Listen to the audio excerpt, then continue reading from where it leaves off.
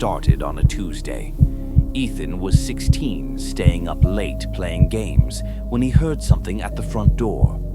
3 knocks, slow, spaced out, like whoever was out there wanted to be heard, but wasn't in any rush. His house sat at the end of a quiet street. No traffic, no neighbors wandering around at night. When he checked the peephole, there was no one outside. He figured it was a prank, some kid from school trying to mess with him. But the next night, the same thing happened. 3 knocks, same time, same rhythm. He told his mom, but she'd been working night shifts and didn't believe him. His dad brushed it off and said it was probably the house settling, but Ethan wasn't imagining it. On the 3rd night, he recorded the sound on his phone. When he replayed the audio the next morning, he realized something disturbing. After the 3rd knock, there was a faint whisper, a single word he couldn't make out.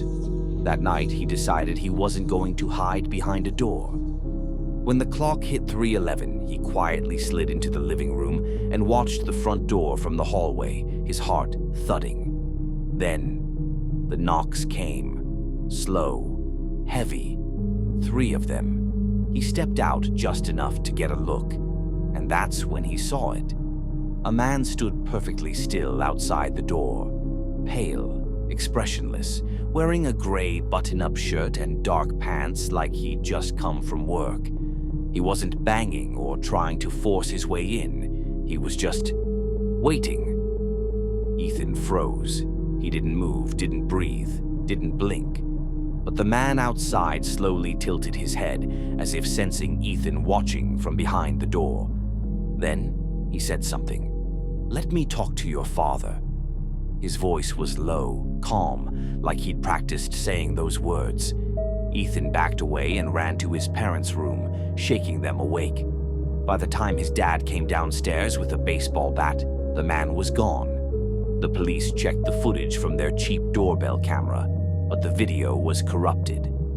All you could see was static, and the faint shape of a face inches from the lens. For a few nights, nothing happened. Ethan started to think it was over. But on Sunday morning, the family woke up to something even worse. 3 muddy handprints smeared on the front door. They were perfectly spaced, like the same hand had pressed against the door 3 separate times. When the cops swabbed the prints, they discovered something unnerving. The mud wasn't from anywhere local. It contained a type of clay from a riverbed over 30 miles away. That night, Ethan didn't sleep. He stayed in the living room, too scared to move. At 3:11 a.m., the man returned. 3 knocks, but this time his voice was louder. "Let me talk to your father. Daniel." He knew Ethan's dad's name. Ethan's father grabbed his phone and called the police, but before he could hit send, the man said something that made him stop cold. "Daniel, I know what you did." Ethan had never seen his father look so terrified. His dad yelled through the door, demanding to know who he was. And the man outside calmly answered, "You left me there." Ethan's father dropped the phone. He told his family to get in the car. Now. They were halfway out the back door when all 3 of them froze at the sound of footsteps following them around the house. Slow, dragging footsteps, like someone was circling. When Ethan's dad finally gathered the courage to look through the side window, the man was standing inches from the glass, smiling now. The family escaped to a motel and stayed there the night. When the police checked the house the next morning, the man was gone.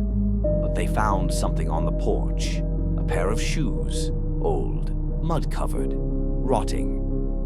Ethan's father broke down when he saw them. That's when he told the truth. 22 years earlier, when he was a teenager, he and a group of friends used to hang out by the river, 30 miles away. One night, a man tried to scare them off for trespassing, and things got out of hand. The man slipped, hit his head, and fell into the water. The boys panicked and ran. They never reported it. They all assumed he had drowned. The shoes on the porch were the ones the man had been wearing that night. The officers launched a search, but they never found the man. Not alive, and not dead. The family moved across the country a month later. Ethan hasn't been back to that house since. But last year, the new homeowners shared a post on a local Facebook page. They asked if anyone knew why, at exactly 3:11 a.m. every night.